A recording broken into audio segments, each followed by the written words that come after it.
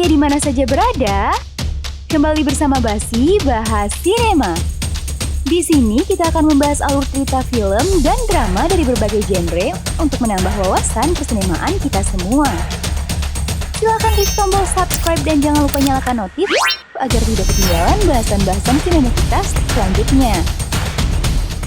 Kali ini kita akan melanjutkan rangkuman drama silat Mandarin Handsome Sibling episode 25-27. Bagi sinemania yang belum nonton episode sebelumnya, link video ada di kolom deskripsi ya. Oke, mari kita mulai bahasannya. Pada episode sebelumnya diceritakan bahwa Xiao Yu berusaha membongkar kedok Jiang Bihe dengan cara membenturkannya dengan keluarga Murong. Tapi ternyata Murong Ju yang dijadikan umpan tidak ditemukan di kediaman Duan. Jebakan Xiao Yu sedikit meleset. Keluarga Murong berniat membawa Xiao Yu dan Jiang Bihe untuk dimintai keterangan mengenai masalah ini. Tapi Hua Wuke muncul dan menahan Jiang Bihe untuk tetap berada di Jiangnan. Wuke memberi jaminan bahwa Jiang Bihe tidak akan pergi kemana-mana. Mereka berjanji akan bertemu di sebelah barat Jiangnan besok sore. Akhirnya keluarga Murong membiarkan Jiang Bihe dan membawa Xiao Yu bersama mereka. Xiao Yu ditahan oleh keluarga Murong di sebuah kamar. Tiba-tiba racun yang diberikan peri kecil pada Xiao Yu mulai bekerja. Ketika Xiao Yu sedang kesakitan, He Zizu muncul di kamar itu. He Zizu pun menceritakan kenapa Murong Ju tidak ada di kamar Jiang Bihe ketika Xiao Yu membawa keluarga Murong ke sana. Ternyata hal itu disebabkan oleh Duan San yang cemburu dan sakit hati pada Murong Ju.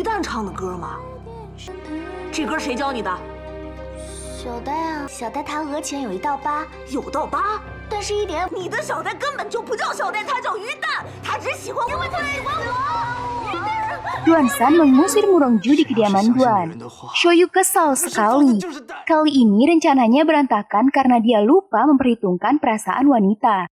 Xiao Yu akhirnya menyuruh He Zizu untuk membawa Murong Ju ke tempat itu, agar peri kecil mau memberikannya obat penawar. Sementara itu, di kediaman Duan, Wuke sedang berunding dengan Helu. Wuke mulai merasa ada yang aneh dengan kejadian semalam. Sedikit banyaknya Wuke mulai terpengaruh dengan apa yang dikatakan Xiao Yu dan mencurigai Jiang Bihe. Ternyata karena kecurigaannya pada Jiang Bihe lah, maka Wuke menahannya di kediaman Duan.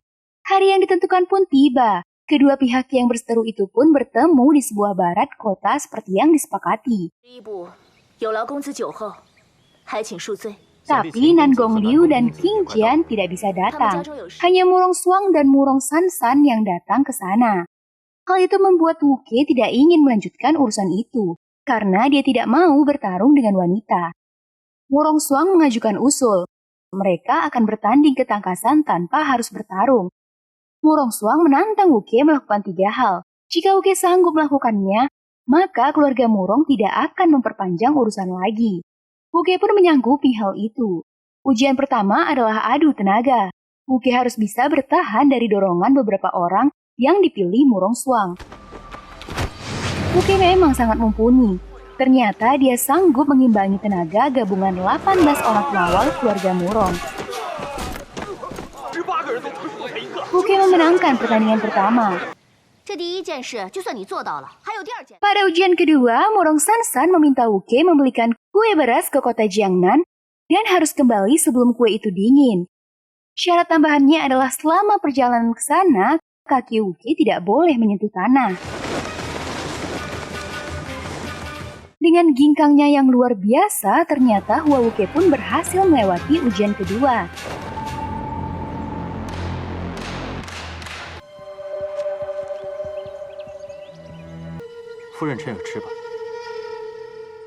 Ujian ketiga adalah sebuah teka-teki yang diberikan oleh peri kecil.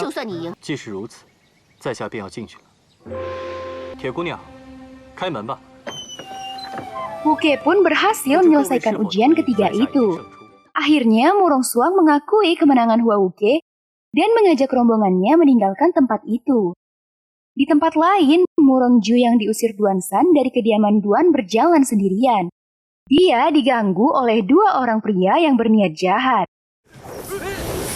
Untunglah He Zizu segera menemukannya di sana.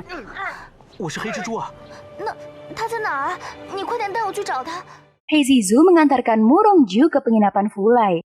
Keluarga Murong tentu saja senang melihat adik mereka. Tapi mereka heran melihat kondisi Murongju yang seperti orang bingung. Peri kecil menanyakan siapa yang menculiknya. Dengan cepat Murongju mengatakan bahwa yang menculiknya adalah Jiang Bihe. Ia mengatakan persis seperti yang diperintahkan Shoyu. Mendadak Jiang Bihe muncul di sana. Dia datang untuk membuktikan bahwa dia tidak bersalah. Jiang Bihe membalikkan tuduhan penculikan Murongju pada Shoyu. Murong Suang segera menyuruh peri kecil menjemput Shoyu untuk menjelaskan kondisi itu. Peri kecil segera menjemput Shoyu dan membawanya keluar dari kamar tempatnya ditahan. Anehnya, peri kecil tidak membawanya ke tempat keluarga Murong, melainkan keluar dari penginapan Fulai. Tiba-tiba, racun di tubuh Shoyu kambuh lagi. Peri kecil menuduhnya berpura-pura. Karena kesal, Shoyu menampar peri kecil, tapi peri kecil menghindar dan terbukalah topeng wajahnya. Ternyata dia adalah Tu Jiao Jiao. Shoyu senang sekali melihat gurunya itu. Tapi setelah itu, Shoyu mengatakan bahwa Tu Jiao Jiao sudah mengacaukan rencananya. Sementara itu di penginapan Fulai, peri kecil melaporkan bahwa dia tidak menemukan Shoyu. Jiang Bihe langsung mengambil kesimpulan bahwa Shoyu diselamatkan oleh para penjahat besar. Dengan kejadian itu, maka Jiang Bihe menjadi bebas dari tuduhan dan semua kesalahan langsung ditimpakan pada Shoyu dan para penjahat besar. Jiao Jiao membawa Shoyu ke sebuah rumah. Keempat penjahat yang lain menunggunya di sana. 我这武功精进的还算满意吧？怎么说，我也是被你们给养大的嘛。哎呀，20年了，咱们几个老的第一次出谷。爷儿，爷叔都是要长大的嘛。Terjadilah pertemuan guru dan murid yang menggembirakan. Tiba-tiba racun di tubuh Shoyu kambuh. Ia jatuh pingsan. Para penjahat kaget melihat Shoyu ternyata benar-benar keracunan. Mereka berebut untuk memberi obat penawar yang mereka miliki. Akhirnya Dusa mengusulkan untuk mencekoki Shoyu dengan semua obat itu. Shoyu tersadar dari pingsannya, tapi dia masih keracunan. Ia merasa kondisinya memburuk. Ia meminta arak pada para penjahat.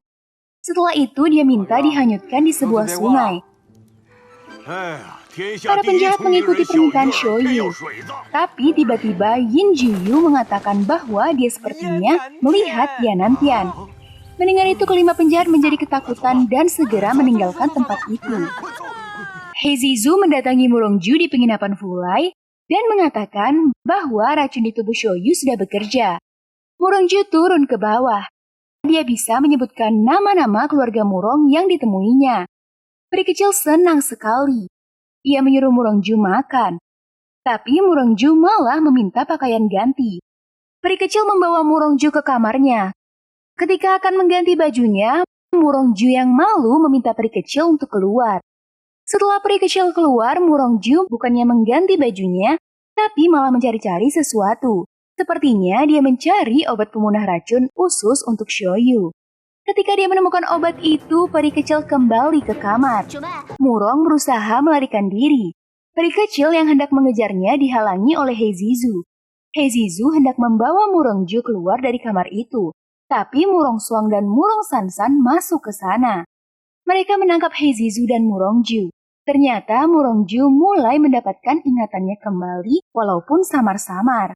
Murongju bersedia ikut dengan keluarga Murong. Asalkan peri kecil mau memberikan penawar racun pada Heizizu. Murong Sansan pun segera membebaskan Murongju dan Zizu. Heizizu membawa obat penawar ke pondok di tengah hutan. Tapi pondok itu sudah kosong. Heizizu berlari keluar pondok. Akhirnya ia menemukan Shoyu yang sedang dihanyutkan di sebuah rakit. Heizizu segera mengejarnya.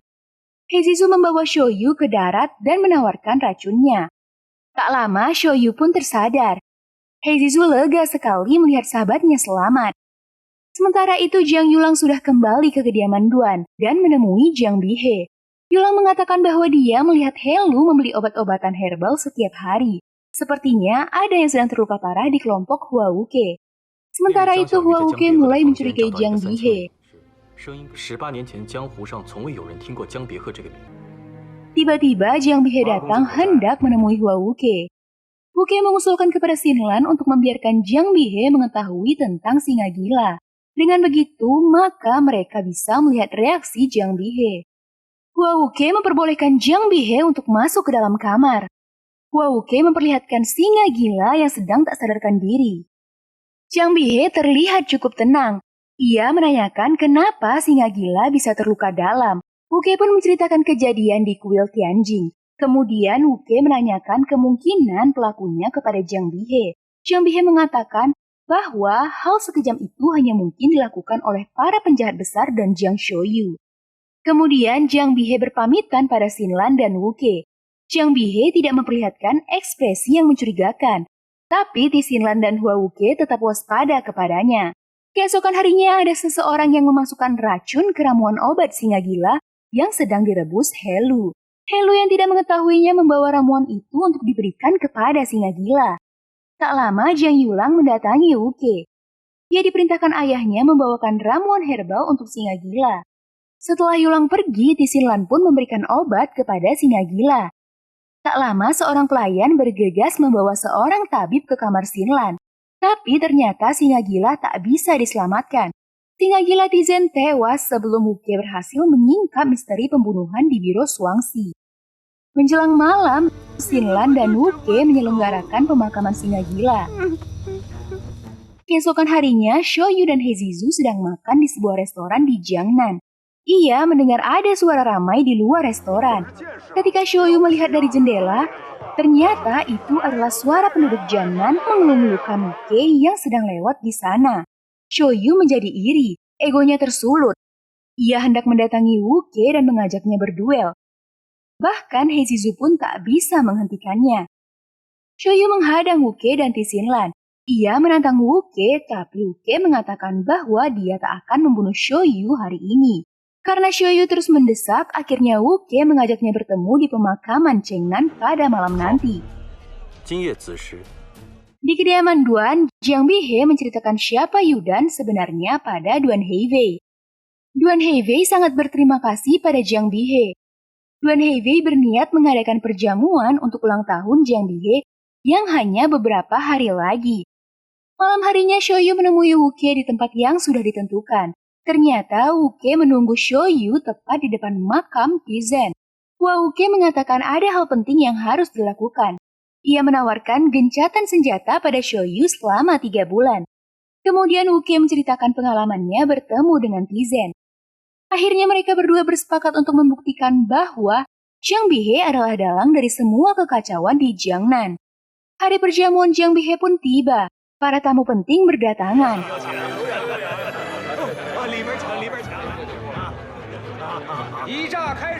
Di kesempatan itu, Jiang Bihe mengatakan bahwa ia mendapat kabar tentang keluarnya 5 orang penjahat besar dari lembah penjahat dan bekerja sama dengan Jiang Shoyu untuk melakukan kejahatan. Tapi Jiang Bihe menenangkan mereka dan mengajak para pendekar bersatu untuk menjaga kedamaian dunia persilatan. Para pendekar yang hadir menjadi lebih tenang dan akhirnya mereka bersepakat untuk mengangkat Jiang Bihe sebagai ketua Persatuan Dunia Persilatan. Tanpa disangka-sangka, Jiang Shoyu muncul di sana dan dia membawa papan peringatan kematian Tizen. Ketika Wuke bertanya padanya, Shoyu mengatakan bahwa dia mengetahui ada konspirasi tentang perak Duan Heivei yang dicuri. Kemudian ia mengungkap konspirasi Jiang Bihe. Jiang Bihe membantah dengan tenang. Ia yakin bahwa yang hadir di sana tidak akan percaya dengan kata-kata Shoyu. Shoyu tidak peduli. Ia terus mengungkap bahwa Jiang Bihe menggunakan Tizen sebagai pembunuh yang dikendalikannya. Jiang Bihe kemudian mengungkapkan bahwa Shoyu yang dibesarkan oleh 5 penjahat besar memang berencana mengacau di Jiangnan dengan memfitnahnya. Salah seorang pendekar berusaha menyerang Shoyu, tapi dihalangi oleh Hua Wuke. Para hadirin heran melihat sikap Wuke. Wuke mengatakan bahwa lebih baik memberi kesempatan Shoyu untuk membuktikan ucapannya. Shoyu mengatakan untuk membuktikan ucapannya, ia harus bertanya kepada singa gila. Jiang Yulang mencemooh Shoyu. Tapi tiba-tiba, ternyata Tizen masih hidup. Ia dipapa oleh Xinlan. Semua yang hadir pun terkejut. Ternyata orang yang meracuni obat Tizen adalah Jiang Yulang.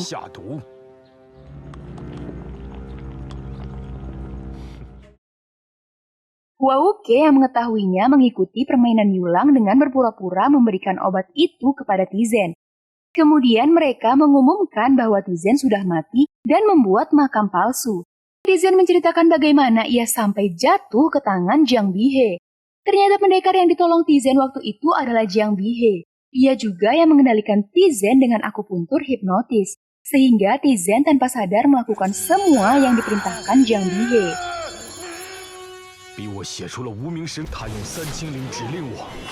Jiang Bihe diam dan berpikir bagaimana cara membersihkan dirinya dari masalah ini. Tepat saat Jiang Bihe terdiam, pendeta Xin muncul di sana. Ternyata diam-diam Shoyu meminta pendeta Sensi untuk memeriksa tempat yang disebutkan singa gila. Ia menemukan jarum dan catatan pukulan tanpa nama di sana. Dan itu menjadi bukti yang kuat untuk menyudutkan Jiang Bihe. Akhirnya Jiang Bihe mengakui bahwa dia memang menahan singa gila waktu itu. Tapi dia berlindung di balik status penjahat besar yang disandang singa gila. Jiang Yulang pun ikut membela ayahnya. Dan ternyata waktu malam pembantaian memang Jiang Bihe punya alibi yang kuat. Tapi Wuke mengeluarkan lonceng Sun King yang ditemukan di kamar Jiang Bihe waktu itu. Keterangan Jiang Bihe memang patut diacungi jempol. Dengan santai ia mengatakan bahwa ada orang yang sengaja menjebaknya dengan meletakkan lonceng itu di sana.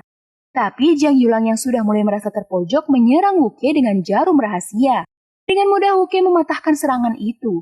Shoyu membandingkan jarum yang dilempar Yulang dengan jarum yang ditemukan pendeta Sensi. Ternyata kedua jarum itu memiliki bentuk dan ukuran yang sama. Ketika Jiang Bihe sudah tidak bisa mengelak lagi, tanpa disangka,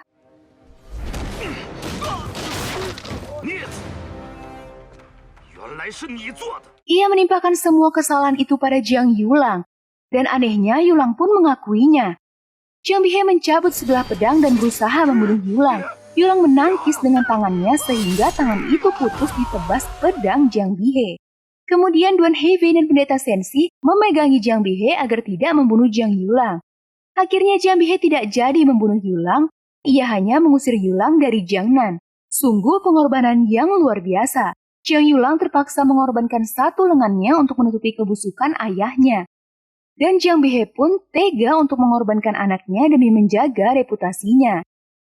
Shoyu kesal sekali karena ternyata Jiang Bihe masih bisa meloloskan diri walaupun semua bukti sudah mengarah padanya. Pada suatu hari Xinlan menemui Wuke di pinggir sebuah sungai.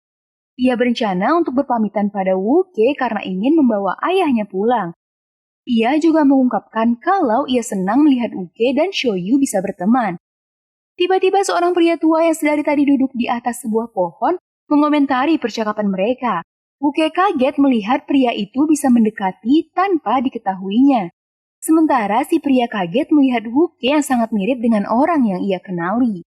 Pria itu tahu bahwa Wuke mencintai Xinlan dan dia pun merasa bahwa sedikit banyak Xinlan juga menyukai Wuke. Dia menasihati kedua remaja itu tentang cinta. Si orang tua menasihati dengan sikap yang mendesak Xinlan. Orang itu memaksa Wuke untuk menikahi Xinlan. Wuke jadi emosi dan menantangnya. Orang itu mencabut pedangnya. Ketika pedang dicabut, muncul energi pedang yang kuat dan langsung membelah sebuah pohon di belakang pria itu. Wuke dan Xinlan terkejut melihat kemampuan pria itu. Tapi Wuke tetap tak mau menurut. Pria itu menyerang Wuke. Dengan mudah, ia menghancurkan pengikat rambut Wuke. Xinlan berdiri dan menghalangi pria itu. Pria itu berkata lagi bahwa keluarga Jiang dari dulu amat keras kepala. Tapi Xinlan mengatakan bahwa marga Wuke bukanlah Jiang melainkan Hua. Mendengar itu, si pria menyarungkan pedangnya. Ketika ia ingin pergi, Wuke mengatakan bahwa si pria harus bertanggung jawab setelah merusak ikat rambutnya. Pria itu memberi kesempatan Wuke menyerangnya 2 kali dan tidak akan membalas. Wuke menyerangnya dengan jurus telapak putar, tapi itu tak berpengaruh apa-apa pada pria itu. Wuke kaget sekali. Sebaliknya, pria itu menjadi bersemangat sekali ketika tahu Wuke berasal dari istana Yihua. Ternyata ia adalah Yanantian yang sudah keluar dari lembah penjahat. Xinlan berusaha menghalangi Wuke supaya tidak menghadapi Yanantian. Tapi tentu saja Wuke tidak mau melarikan diri. Akhirnya mereka pun bertarung.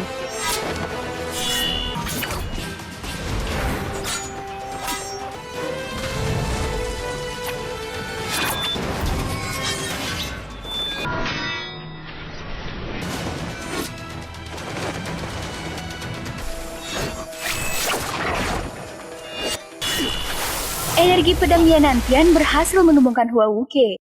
Xinlan yang mengejar Wuke ditotok oleh Yanantian sehingga tak bisa bergerak. Namun tiba-tiba, Zhang Xiuyu muncul di sana. Xiuyu termangu.